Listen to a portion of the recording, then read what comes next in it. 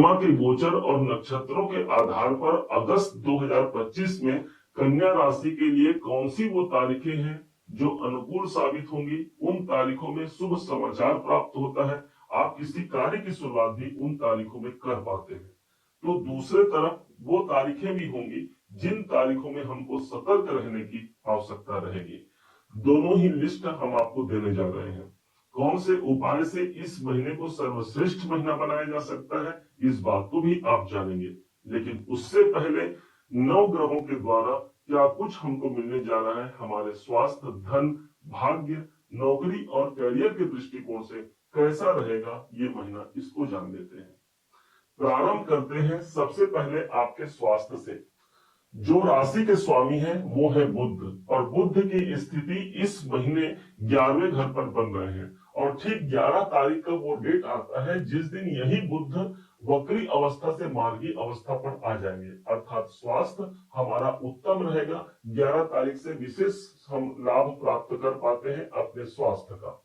मंगल जैसा ग्रह इस महीने के शुरुआत में ही आपके राशि पर विद्यमान है, अर्थात कॉन्फिडेंस हमारा पॉजिटिव ओरा रहेगा, हमारी शक्ति रहेगी और उस शक्ति के माध्यम से हम अपने कार्य की शुरुआत करते हैं और उसकी सफलता की प्राप्ति का मुहर यही मंगल लगाता है, जो कन्या राशि के अपने राशि पर पूरे इस महीने विद्यमान रहेगा। अब धन की स्थिति, धन भाव के स्वामी शुक्राचार्य जी हैं और शुक्र की स्थिति इस महीने यदि देखा जाए तो 20 तारीख तक यही शुक्र हमको दसम भाव पर मिले हैं।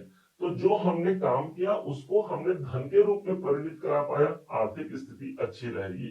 विशेष जो लाभ की जो स्थिति बनेगी, जो प्रवृत्ति ग्रहों की बनेगी, वो होगा 20 तारीख से, क्योंकि शुक्र ठीक 20 तारीख को एक घर आगे प्रवेश कर जाएंगे जो कि लाभ का घर है।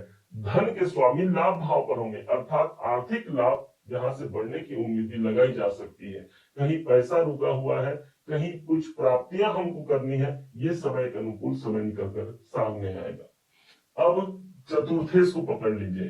ये चतुर्थेश हमारे सुख का है, हमारी शांति का है। स्वामी बनते हैं देवगुरु बृहस्पति, और बृहस्पति इस महीने ठीक 13 तारीख को पुनर्वसु नक्षत्र पर प्रवेश कर जाएंगे। ऑलरेडी पहले से वो आपके कैरियर भाव पर है और यहां से ये दृष्टि दे रहे हैं चतुर्थ भाव को। अब नक्षत्रों के द्वारा भी वो अपने ही नक्षत्र पर मौजूद रहेंगे, इसलिए सुख साम्राज्य की प्राप्ति होना, घर पारिवारिक वातावरण अनुकूल होना, कोई प्रॉपर्टी से जुड़े हुए कार्य भी हम अगले 4 महीने तक कर सकते हैं, क्योंकि 5 दिसंबर तक देवगुरु बृहस्पति की दृष्टि ठीक हमारे सुख के स्थान पर पड़ रही है। अब पंचम भाव, जो विद्यार्थी शिक्षा प्राप्त कर रहे हैं, तो पंचमे शनिदेव इस समय पर वक्री है। आपको थोड़ा ज्यादा फोकस लगाना पड़ेगा, ज्यादा ध्यान हमें आप अपने शिक्षा पर देना पड़ेगा। शिक्षा हमारी अनुकूलता की ओर आगे बढ़ने जा रही है। अब जो लोग प्रेम संबंधों में हैं, इस समय पर प्रेम विवाह के योग बन सकते हैं, क्योंकि पंचमे शनि है और शनि सप्तम भाव पर वक्री अवस्था पर चल रहा है, तो इसलिए प्रेम विवाह के योग भी बनने जा रहे हैं। अब आते हैं आपकी नौकरी, ध्यान दीजिएगा। राहु जैसा प्रभावी ग्रह हमको 18 मई से ठीक छठे भाव पर मिला है। तीसरे घर पर, छठे घर पर, 10वें घर पर और 11वें घर पर जब भी राहु का गोचर होता है, एक पॉजिटिव गोचर माना गया है, अर्थात राहु हमको हमारे मंजिल तक पहुंचा पाता है। जो नौकरी मेरे लिए अनुकूल है मैं वहां तक पहुंच पाता हूं।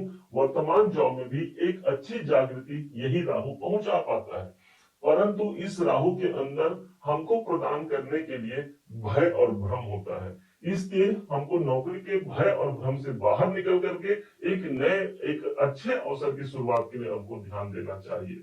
राहु जब 11 नंबर की राशि पर है और छठे भाव पर है, तो इनकी दृष्टि भी जो होगी वो सीधे 12वें घर पर पड़ रही है। इसलिए जो लोग विदेशों में जॉब कर रहे हैं, विदेशों में कोई नौकरी करना चाह रहे हैं, राहु आपका सपोर्ट करता है। गुरु की दृष्टि इस राहु पर पड़ रही है, तो इस समय पर राहु अपने गुरु के अधीन होकर के, माना जाता है ज्योतिष में कि जब भी राहु को आपको बैलेंस करना है तो देव गुरु बृहस्पति का हमको साथ लेना है, और यही गुरु की जो 9वीं दृष्टि है वही राहु पर पड़ रही है, अर्थात नौकरी के परिप्रेक्ष्य से अनुकूल हो गया।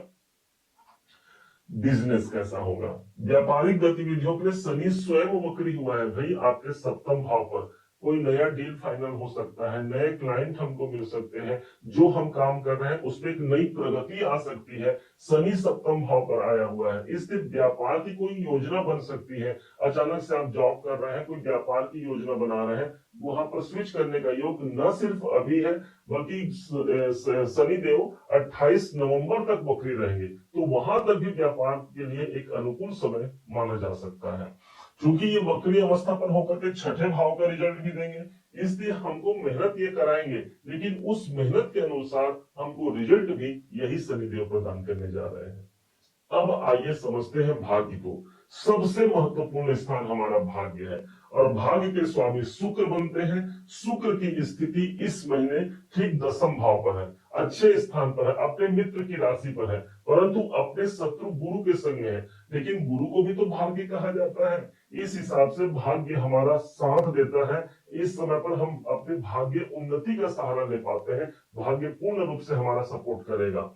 20 तारीख के बाद यही भाग्य पहुंच जाएंगे इनकम के भाव पर, तो जो लाभ हमको प्राप्त होगा, जो हमने काम किया, अब वही इनकम के रूप में परिणित हो गया 20 तारीख से। अब आइए जानते हैं कैरियर।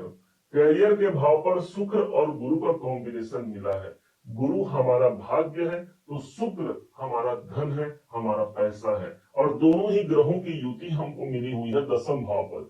इसलिए भी एक सबसे महत्वपूर्ण हो जाता है, हम अपने कर्म क्षेत्र पर धन की प्राप्ति और साथ में भाग्य की प्राप्ति के साथ साथ यही वो स्थान हो गया जिसकी जागृति से हम अपने कैरियर में एक बड़ी उपलब्धि को प्राप्त कर पाते हैं। शुक्रदेव तो चले जाएंगे 20 तारीख को, लेकिन देवगुरु बृहस्पति का जो प्रभाव है, जो शुभ प्रभाव है, वो हमको 5 दिसंबर तक हमारे कैरियर के लिए एक अनुकूल समय साबित होगा। इनकम की दृष्टि क्या है? इनकम के भाव पर सूर्य बुध का बुधादित्य राजयोग बना हुआ है, जो कि इस महीने के शुरुआत से लेकर के 16 तारीख तक रहेगा। इस समय पर बड़े इच्छाओं की पूर्ति कोई हमारी है, तो वो इच्छाएं हमारे पूरे होने जा रहे हैं।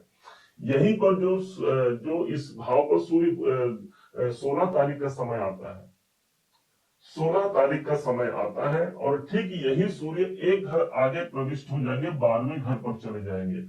12वें घर के स्वामी 12वें घर पर रहेंगे। मेडिटेशन और ध्यान की प्राप्ति हमको होती है। ईश्वर की प्राप्ति पर यदि आप काम कर रहे हैं, तो ये जागृति सबसे ज्यादा महत्वपूर्ण होगी, क्योंकि ऑलरेडी केतु यहाँ विद्यमान है और सूर्य स्वयं अपनी ही राशि पर चले जाएंगे। कोई इन्वेस्टमेंट का प्लान बना रहे हैं, 16 तारीख के बाद अनुकूल होगा। कोई विदेश से जुड़ा काम चाह रहे हैं, तो सूर्य स्वयं 12वें घर पर रहेंगे। विदेश संबंधी कार्यों के लिए भी सूर्य का जो मुहर है, वो हमको यहाँ पर मिल जाता है। कौन सी वो तारीख है, कौन सी वो तारीख है जिन तारीखों में हमको अनुकूलता प्राप्त हो जा रही है, अब समझिएगा। कन्या राशि के लिए जो शुभ तारीखें हमको प्राप्त होने जा रही हैं, वो तारीखें होंगी 3 अगस्त, 4, 20, 21, 22, 25, 26, 27, 30 और 31 तारीख हमारे लिए अनुकूल साबित होंगी। जबकि 6, 7, 14, 15, 16, 23 और 24 तारीख को हमको सतर्क रहने की आवश्यकता भी रहेगी। क्या उपाय करना चाहिए? ध्यान दीजिएगा, इस महीने सबसे जो अनुकूल उपाय होंगे, वो माता लक्ष्मी जी को लाल रंग के फूलों को अर्पण करने से लक्ष्मी की कृपा हमको प्राप्त होती है। अब कौन से उपाय हमको करने चाहिए? इस महीने को शुभ बनाने के लिए श्री हनुमान जी महाराज के बीज मंत्रों का जाप कीजिएगा। सुंदरकांड या हनुमान चालीसा का पाठ जरूर कीजिएगा, और हो सके तो हनुमान जी पर चुटकी भर सिंदूर अर्पण कर दीजिएगा। यदि आप स्त्री हैं, तो किसी पुरुष के माध्यम से हनुमान जी पर सिंदूर अर्पण करवाइएगा। उम्मीद है आप सबने इसे समझा, आप सबने इसे जाना है। यदि आपने इसे समझा है, जाना है, मेरे समझाने का प्रयास यदि आपको सार्थक लगा हो, मेरे समझाने का तरीका यदि आपको सार्थक लगा हो, तो हर बार की भांति इस बार भी अपना प्यार भरा लाइक और कमेंट करना कभी मत भूलिएगा। और हाँ, यदि अभी तक आपने चैनल को सब्सक्राइब नहीं किया है, सब्सक्राइब जरूर कीजिएगा। पुनः एक बार फिर आप सभी का दिवस बहुत मंगलमय हो, इन्हीं शुभकामनाओं के साथ। जय श्री राम।